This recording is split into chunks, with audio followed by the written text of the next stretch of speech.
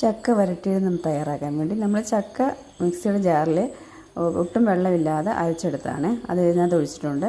ഇനി ശർക്കര പാവ് വെച്ച്, അതായത് ശർക്കര അത് കല്ലും മണ്ണൊക്കെ കാണും. അപ്പോൾ ശർക്കര നമുക്കത് ഉരുക്കി ഒഴിക്കണം. ഉരുക്കിയെന്ന് പറഞ്ഞാൽ ഒന്ന് മെൽറ്റാക്കിയിട്ട് ഒഴിച്ചു കൊടുക്കുക. അതിനകത്തോട്ട് ഞാൻ കുറച്ച് ഒഴിച്ചു.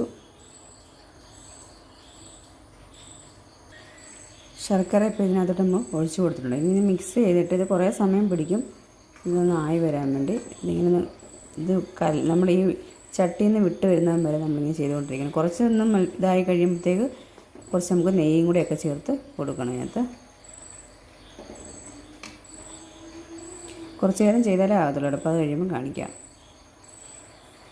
നമ്മൾ ചക്ക വരട്ടി ഒരു 1.5 മണിക്കൂറിന് മേളിൽ 1.25 മണിക്കൂറോളം ഞാൻ എടുത്തിട്ടുണ്ട് ഈ ചക്ക ഇതുപോലെ ഈ ഒരു പരുവത്തിലാക്കി എടുക്കാനായിട്ട്. ഇപ്പോൾ നല്ല കട്ടിയായിട്ട് വന്നിട്ടുണ്ട് കേട്ടോ. ഇച്ചിരി വേണമെങ്കിലും ടൈറ്റായിട്ട് എടുക്കാം.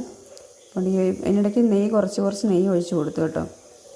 എന്നിട്ടാണ് ഇതിപ്പോൾ തണുക്കുമ്പോൾ ഇച്ചിരി ഒന്ന് കട്ടിയായിട്ട് വരും. ഇതിപ്പോൾ തീ ഓഫ് ചെയ്തിട്ടുണ്ട്.